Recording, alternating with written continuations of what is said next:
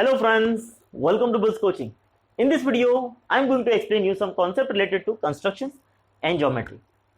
Actually, very less people know how we have applied geometry in construction. Let's see now. 8th standard, 9th standard and also 10th standard students have drawn this 60-degree angle without using protractor. But how? Let's learn today how this happens. Initially, I'll explain you the method. What do you do? Just draw a line, simple line, mark this point, you take your compass, size it, any length, cut this arc basically, okay, compass is not, okay, cut this point, so this point and this point, you just draw this line, this angle is 60 degree. This is normal method. But how we got this? There has to be some reason, right? You can't simply cut some arc and get this angle. Now let's learn how we got this. I'll tell you one interesting fact. See here, if we draw a circle and mark the center, let me draw any line anywhere. Okay, since we are drawing straight, I'll draw straight only so that you can understand better. What is this length? Anything. This is radius of the circle. This radius, I'm measuring this radius and I'm drawing same line over here, equal to radius only, equal to radius. Secondly, this point is on the circle. So what will be this line? Equal to obviously radius only, that is radius of the circle, right? So what is this point? This R, all sides are equal. This forms which triangle?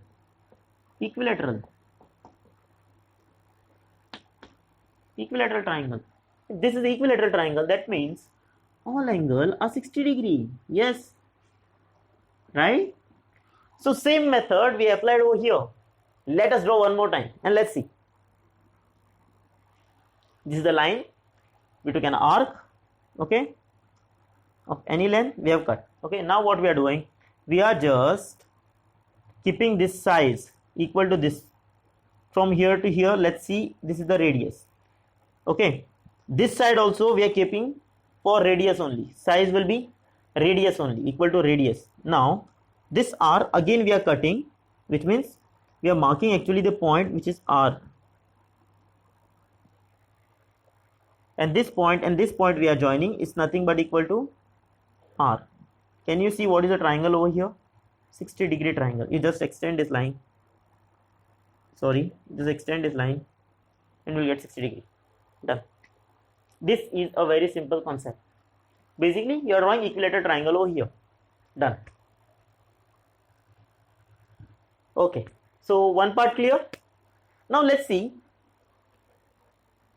about perpendicular bisector.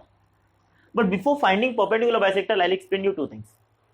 Have you ever know this figure? This figure, have you ever used? I'll mark this. This is equal, this is equal, this is equal, this is equal. All sides are equal. This parallelogram, all sides are equal. Okay, that's why I have marked. So we can say this is a rhombus. Just consider this drawing. My drawing is not that good, so just consider. Secondly, let me draw a kite. Okay, this is the line. One more line parallel. Okay, I just draw a bit short like this. Is how much this? I'm drawing it like roughly. Pardon me, this is a kite. Okay, property differences are there between kite and rhombus, same only. But one thing I'm going to explain you, like whenever you are drawing a kite, remember property of kite. This angle will always be equal to this angle. Done. This angle will be similarly. We can say this angle will be equal to this angle. Done. This is the property of kite, very simple. And what is property of rhombus? For rhombus, we know that diagonal bisect each other. What are they? That means this side will be equal to this side and this side will be equal to this side. And obviously they are perpendicular to each other. In both the cases, this is the property of rhombus and kite. Now let's see how to draw perpendicular bisector using this concept. So when you are drawing perpendicular bisector,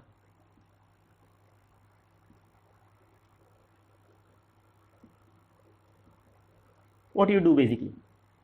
When you do a perpendicular bisector, you take a line. Okay, then you mark these points. Then take more than half. Okay, more than half somewhere over here, cut this arc, then cut this arc. Similarly here, cut this arc and cut this arc. So you will get 2 points. You pass line passing through them.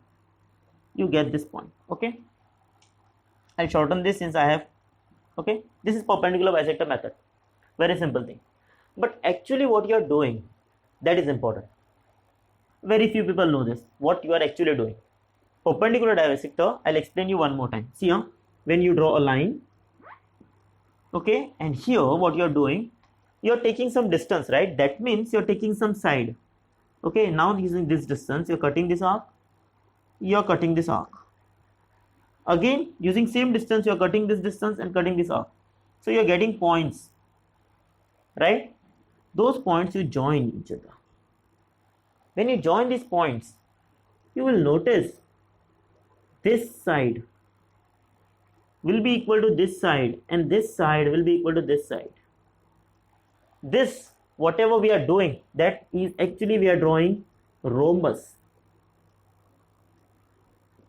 And as per property of the rhombus, diagonals, these sides become diagonal, these two become diagonal. Here AB and CD will become diagonal.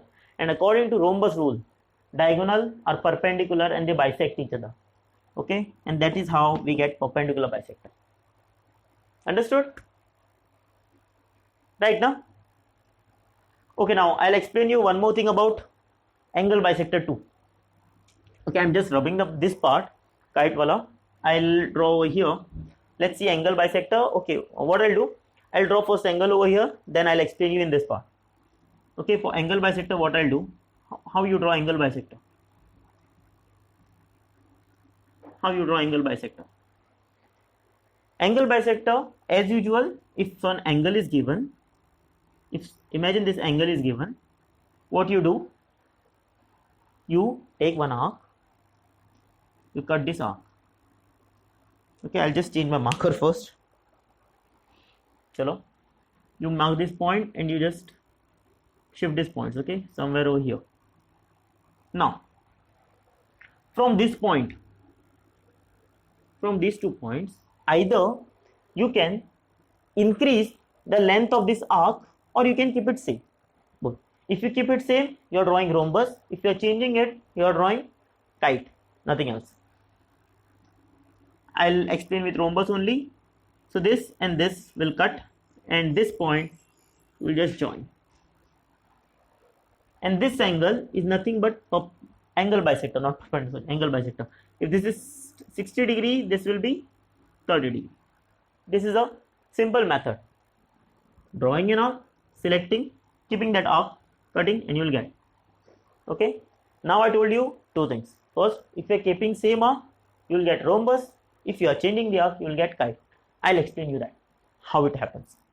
Now, again, angle bisector.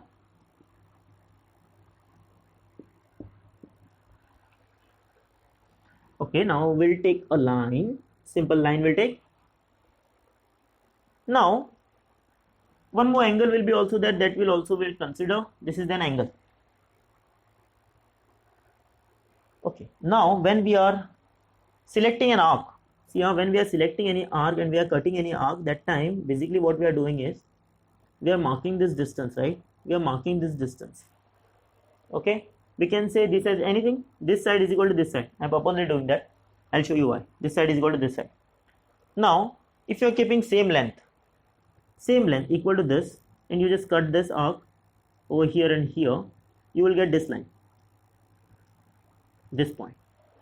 And what you get is this and this. What are this? This is equal to this. So all 4 sides are equal. Can you see this is a rhombus? This is what? Rhombus. And according to rhombus property, these angle will get bisected each other. That is very simple. So these angle bisects each other. That is property of rhombus, nothing else.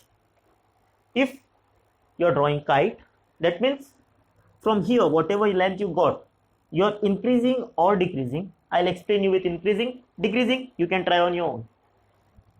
I'll just increase the length of this arc. I'll cut arc somewhere over here. Then I'll get these points. When I join these points, I'll get a kite. This dotted line will depict some kite. Kite also has same property. This angle get bisected, and that's how it works. Understood? So basically what we learned about 60-degree angle, which is not, but we are simply drawing equilateral triangle over here. We are getting 60 degree. In this case, we are drawing actually rhombus around this line, using this line as one of its diagonal, and we are getting perpendicular bisector.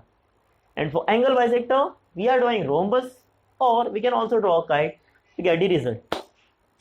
So hope you like this content and hope you understood this concept. Actually, I really wanted to share these things because a lot of people don't know this thing. They know how to draw, but concept behind many less people know. If you think that you also learned something new, do share this video with friends and family. Let them also learn. Thank you so much for watching our video. Do like, share, subscribe to our channel. And as I already told, don't forget to share this video with friends and family. And if you have any questions or puzzle, do ask me. I'll make a video based on your topic. Apart from that, related to this thing, if you have any difficulty, you can let me know in comment box. If you have any suggestions, you can always write. Thank you so much. See you in next video.